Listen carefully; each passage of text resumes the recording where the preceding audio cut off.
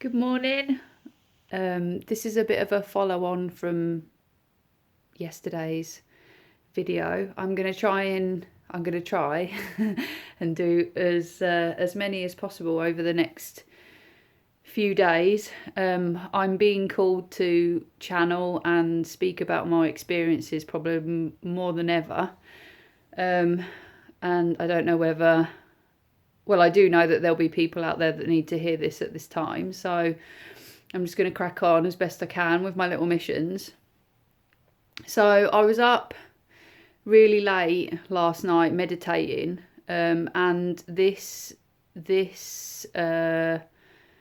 sort of mission kept coming through to speak about this and to speak about it in depth and probably speak about it in a way that I haven't really spoken about it before. And I suppose I've been not putting it off, but it's quite a big topic to discuss, and I always feel like I'm really rushed in the video, so I cut half of what I want to say out. But anyway, I'm just waffling. So yesterday I did a video about spell work and how your words can have an effect on people, and this is like a follow-on. So last night I was told that I couldn't have my boy back because of my mental health, and this will be, I can't even count how many times my mental health has been up for debate over the last 6 years and before that, to be fair, but obviously last 6 years has sort of accelerated massively.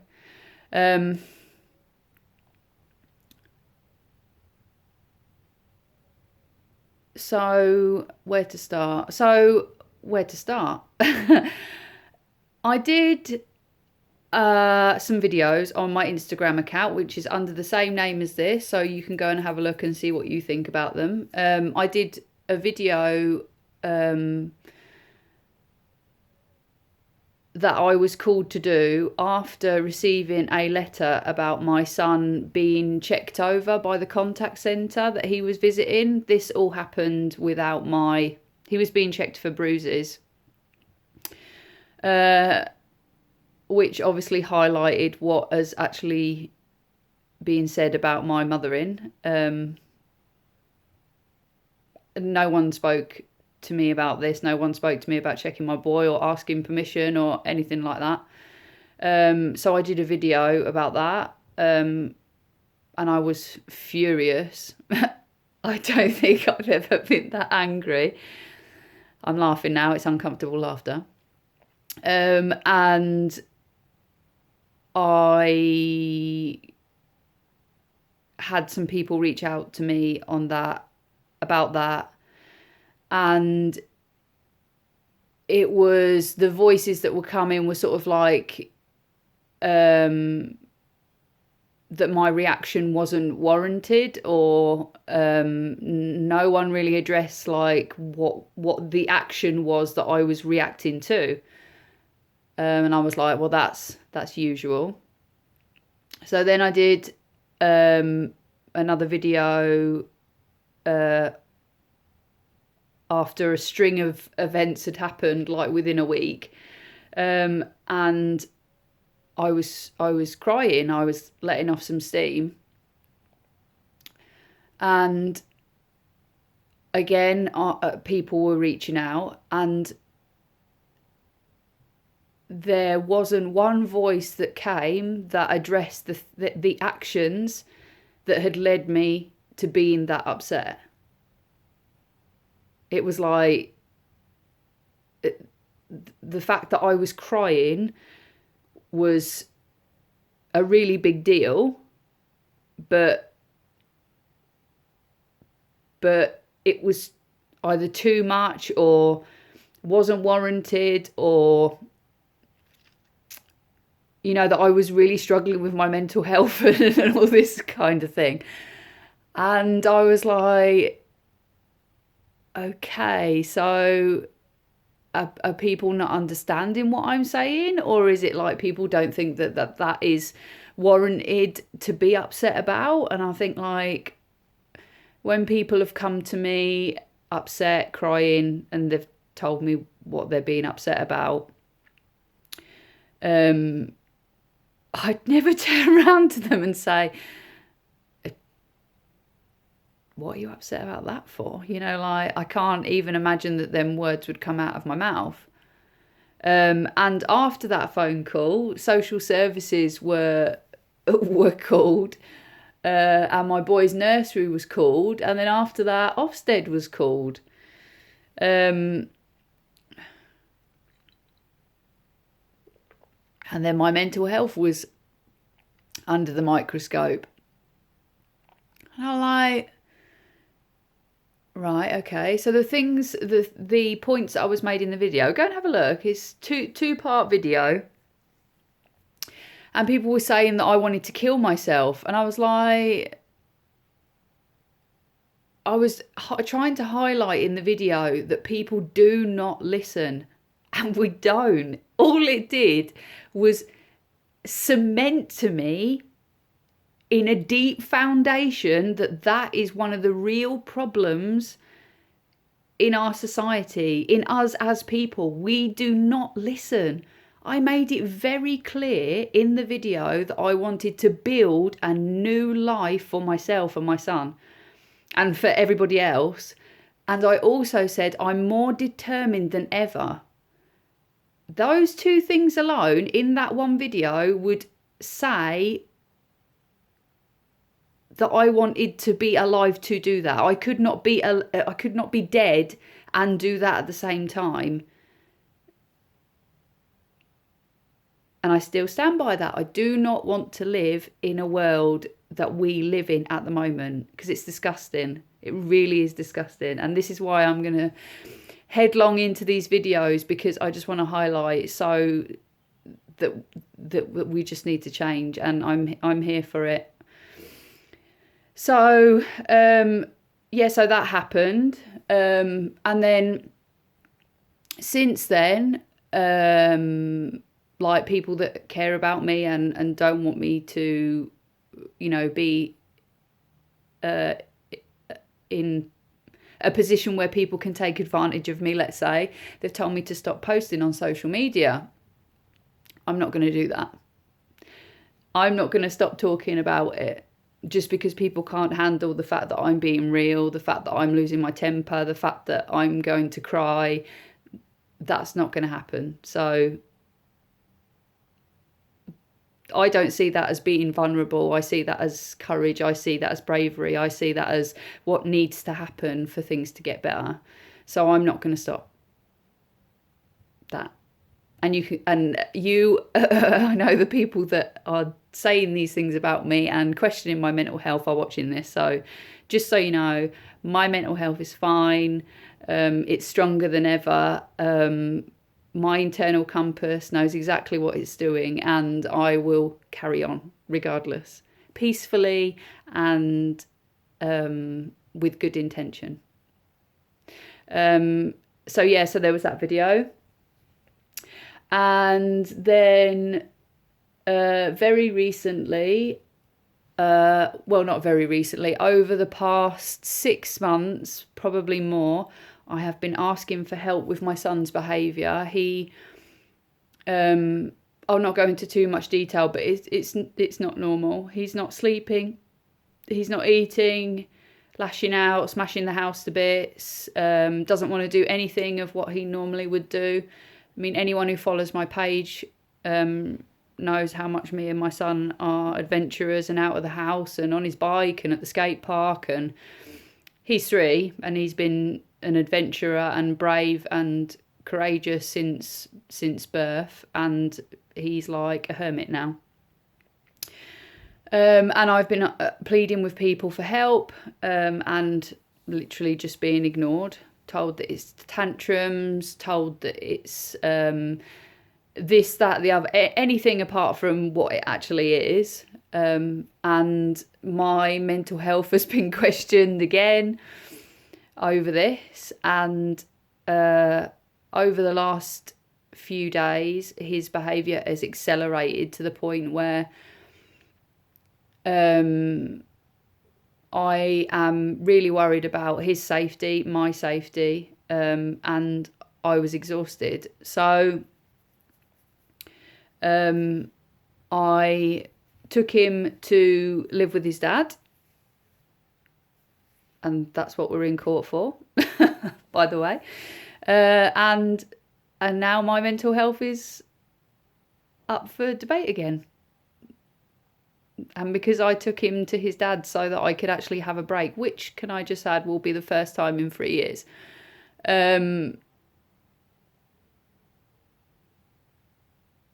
Yeah, I must be crazy.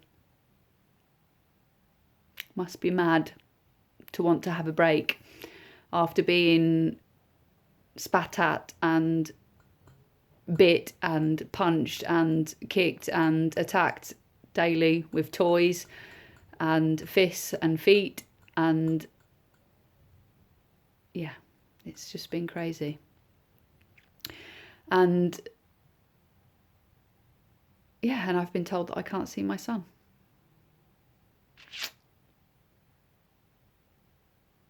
Because I must be crazy.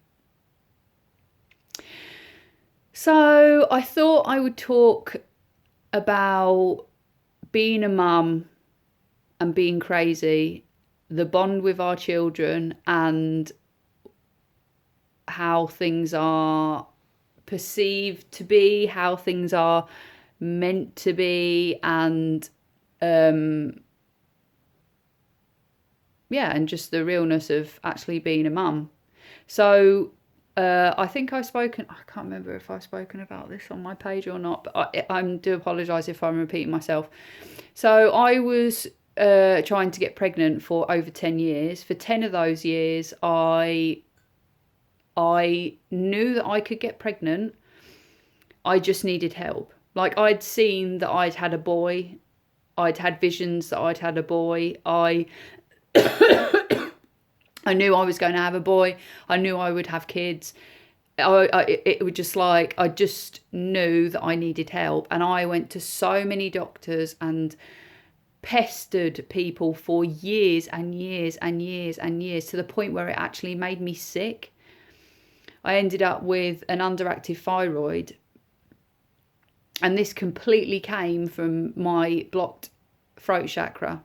No one listened to me. No one would take me seriously. The amount of times that I would come out of doctors' offices crying my eyes out and completely heartbroken. I would have pages of research in my hands and tests and like be poked and prodded and all the rest of it. And they still would go, no, it's your thyroid. I'm like, no, that's not right, because I had the problem before. The thyroid is due to the stress that you are causing me.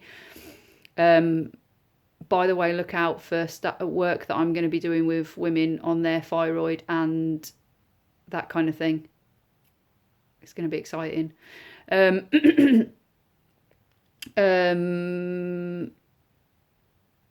Yeah, so sure enough, I finally had an appointment for a routine smear with a gynecologist, and she was going through all my data and everything, and she went straight away. She was like, you've been trying to get pregnant for this long. Why have you not seen, what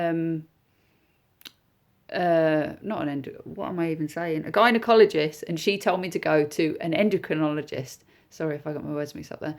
And he diagnosed the problem straight away. He did one blood test on me, and he was like, oh, you're not ovulating. Like, that's on your cycle. You're not ovulating on this side. And it completely changed everything. From then, I got sent to Jessop's for a first appointment. And then pretty much a year after that, I met Dr. McWally. He's amazing human being. He diagnosed me after having a very serious operation where he'd found a problem that he'd only read about but never ever seen. So he asked me if he could use what had happened to me in a medical journal. That's how rare it was. And he fixed it. I had another operation. He put like I call it a plastic freezer tag on my other fallopian tube, and away we went. I got pregnant first time on my IVF, and I have my boy. He was, you know, it was like the Immaculate Conception. It were amazing. We had my ovary did fantastic, and all my eggs. I think we had 13 like one plus star eggs or whatever you call them. It were fab. All I needed was just that one person to believe in me and help me. So all them years of being told that I was crazy and I didn't know what I was talking about and I didn't know my own body, turns out I was right. And I had a little boy. Then when I was pregnant, I kept having to go into hospital about his weight, and I had to keep going into hospital. And they actually started my labour. They kept trying to push him out, get him out. And I was saying, no, he's not ready yet. And they kept forcing the labour. And in the end, I ended up having like a pretty bad labour. Like not horrendous, but pretty bad. And they had to pull him out. And I know and it was just a mess. They were giving me all sorts of drugs and things like that. And I mean, I did most of my labour without anything. And because they kept forcing it and giving me the drip and whatever else, it ended up in a mess. And I know full well that if they would have left me and him to it, we could have done it on our own. And during my labour, because they were forcing so hard to get him out, they were saying that they were going to burst my waters at some point. And I was like, no, I can do it myself. I know that I can.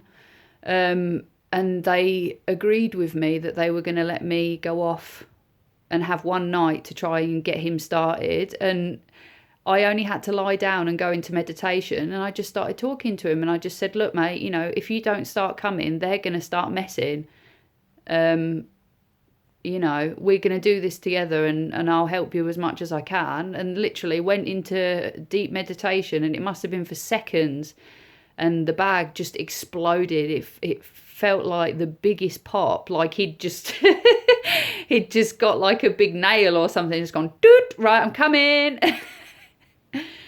And he started coming quite fast. Like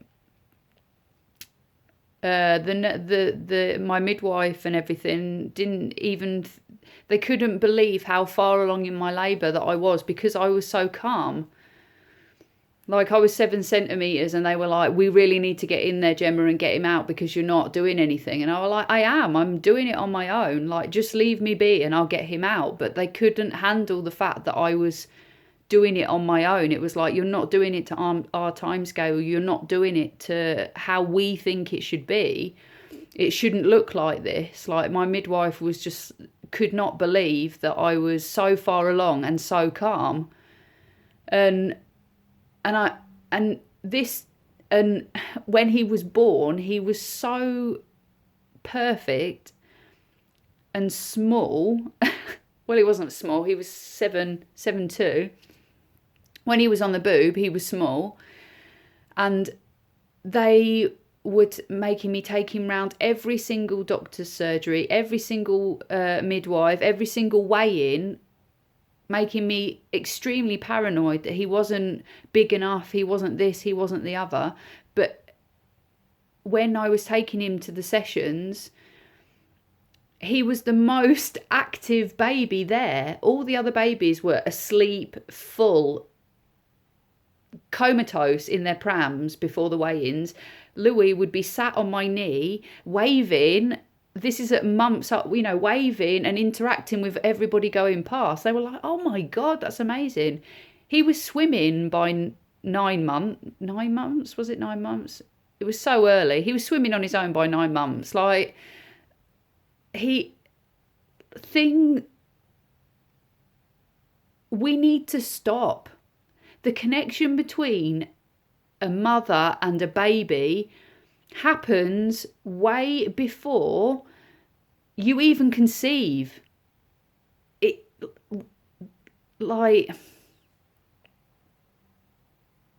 a mother is a gateway to a new life. It's that simple. It's one of the most precious, bravest, I think, roles in our life, to bring a new life into this world. And it can be so dangerous. And mums have to be fearless to do that. We don't need to be feared up. We need to be prepped to enjoy the process, to relax into the process. We need to be listened to, not told. There's a woman that I know who hemorrhaged during having her baby, and the doctors kept telling her to push, push, push. If she would have carried on, she would have died. Do you know how many times, honestly, I've spoken to so many mums, and so many mums have not been listened to during their pregnancy, during their labour, during the early years of their child being around. Like, this needs to stop. It needs to stop. We are breaking serious bonds between babies and mums. The whole debate about mums going back to work or having to go back to work, and the mum guilt and the being taken away from our babies because we feel like they should be in care and we should go back to work and all this kind of stuff. Like, it should not be like that. So many mums around me are in complete overwhelm, like borderline breakdown, and that's no joke. That's not good for the mum. It's not good for the child. This kind of traumatized circle impacts massively on the children. And it's not the mum's fault. This is a society circle that keeps women in this fear-based bullshit. It's not healthy. I shouldn't be having to bring up my child on my own. I have been for the past 3 years. I don't have family around me to support me for various reasons. So many other women are doing this on their own. This should not be like this. Even the amazing pages that I follow in regards to parenting and child behaviour and babies and all these sorts of things, you're still having to pay for advice. And for women that are on their own, cannot pay for this advice. So where does it leave them? There's so much that I want to talk about in regards to this subject, and it pains me massively, especially from my experience. And I really hope that I can start putting together some things for women in my community to help them, because this is a topic that is so close to my heart. We aren't crazy. You aren't crazy. You know your body, you know your child. That is the message for today. Don't let anybody tell you otherwise. You are not crazy. You are right. They are wrong.